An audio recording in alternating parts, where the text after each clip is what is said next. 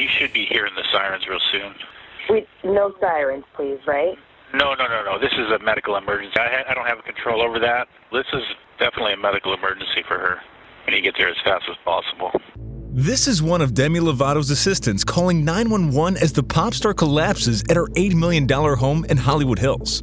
On July 24, 2018, the 25-year-old U.S. singer was rushed to a Los Angeles hospital after an apparent drug overdose.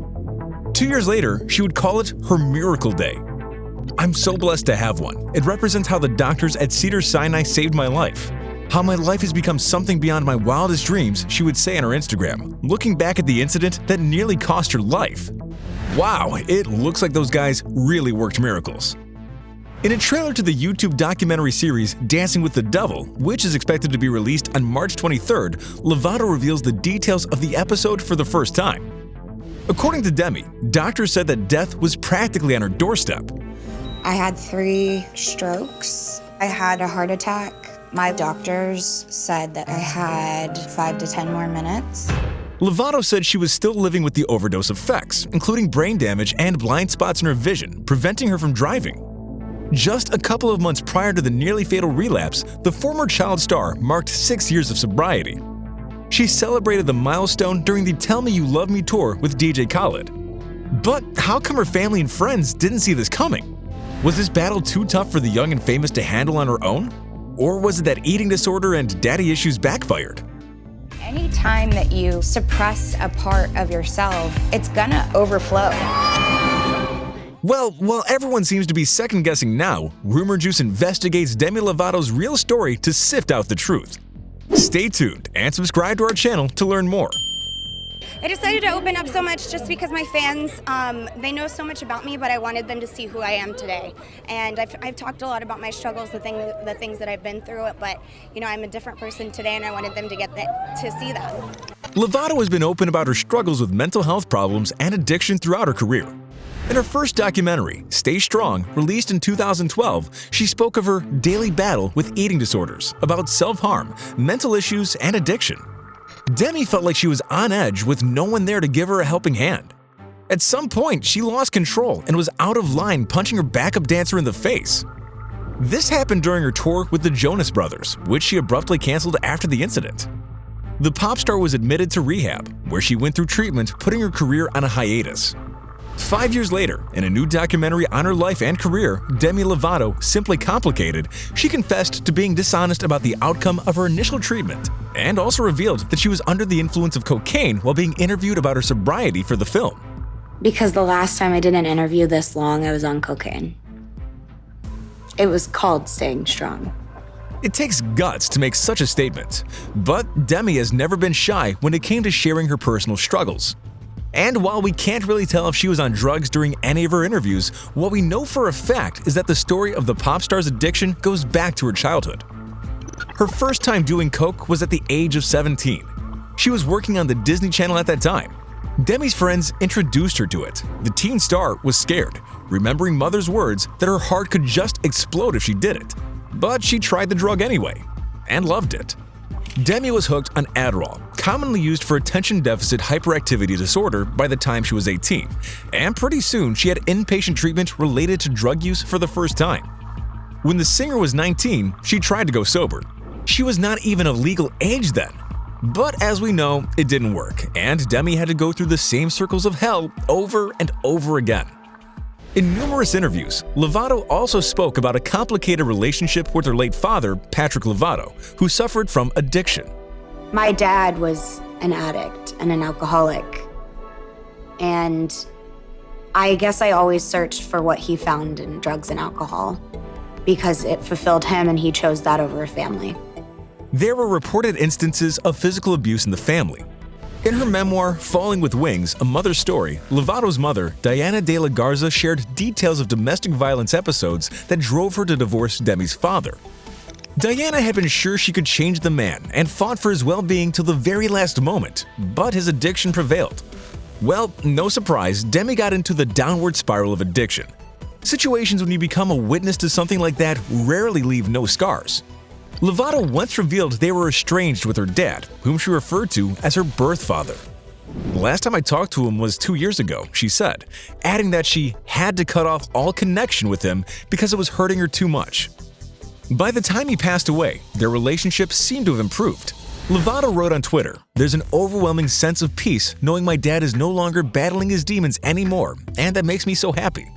It looks like relations with her dad really had an impact, not only on her personality, but also on her career. She wrote several songs dedicated to him. One of her popular tracks, Daddy Issues, explores the lasting effects of the birth father's absence. However, this didn't seem to affect the pop singer's relations with her stepfather, Eddie De La Garza. She posted a warm Instagram post with Father Day's greetings. "To the man that raised me as his own, gave me everything he could to have a wonderful childhood. I love you. You're an incredible man with a heart of gold. I couldn't have asked for a better father," the singer wrote. Apart from obvious daddy issues, Lovato had complicated relations with food and exercise. She repeatedly talked about this on social media and in her interviews. As a kid, Demi was bullied at school, which led to self-harm and her struggling with bulimia as an attempt to cope. The bullying was so bad that she had to switch to homeschooling. In one of the interviews, she shared that her schoolmates went so far as to draft a petition for her to take her own life, and people signed it. That's insane! No surprise the family of the future star chose to keep her away from school. One of Lovato's hits, by the way, Sorry Not Sorry, was dedicated to her bullies, even though it might seem like a perfect revenge song after a breakup. Commenting on her 2018 relapse, the pop singer said that it was actually the eating disorder that led her to a downward spiral and to the overdose as a result. "I thought the past few years was recovery from an eating disorder when it was actually just completely falling into it. And I just realized that, maybe my symptoms weren't as obvious as before, but it was definitely an eating issue," she said on Ashley Graham's Pretty Big Deal podcast. However, Lovato also said that while playing a dirty trick on her, eating disorder saved her from suicide. She claimed it was not true that people resort to using drugs, excessive eating, or self-harm if they want to die. It can be actually quite the opposite. The singer said that addiction was a destructive coping mechanism that, despite being harmful, allowed her a path other than taking her life. Demi also called out the people around her who pressured her to lose weight. She explained how hard it is to have, quote, "certain people around you that are telling you certain things that you should look a certain way." This was confirmed by her sister Dallas, who said that Demi was pressured into changing the way her body looked.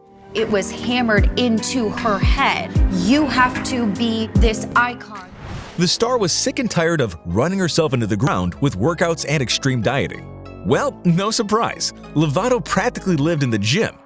Can you imagine having 3 workouts a day? We bet that would drive even enthusiastic bodybuilders nuts. The pop star felt like she traded her freedom for perfect looks. The situation was so critical that her team members would control what she ordered to eat. In one of the interviews, she shared that her team members were literally controlling what she was consuming. They checked her Starbucks orders on her bank statements. Fortunately, it all seems to have remained in the past. I think at some point it becomes dangerous to try to control someone's food when they're in recovery from an eating disorder. After years of struggling with body image issues, Demi says she's learned to accept and love herself regardless of whether she gained some weight or not. She does not count calories and exercise anymore, and what's even more important, she doesn't live her life according to diet culture. And we can tell. Her Instagram account is a goldmine of body-positive images, where she's not ashamed of posting the pics of stretch marks on her thighs. And Lovato's fans like her this way. Thank you for showing us that we are beautiful just the way we are. Everybody is worth celebrating. It's totally worth the long fight for self, the comments to her IG post read. In the latest body positivity move, Demi had her hair cut off, saying she felt like using it to cover her body and hide from the people. But she doesn't need it anymore. The pop singer says she seeks to inspire other women to accept themselves and call for kindness and compassion. Well, it's hard to say now if this pattern is going to stay for good, but we really hope so and wish this to Demi. As always, we're very eager to see your opinion in the comments section below. And do tell us which topic we should cover next. Behind-the-scenes dramas of your favorite shows? Why did this seemingly perfect couple break up? How come this Hollywood hottie is still alone?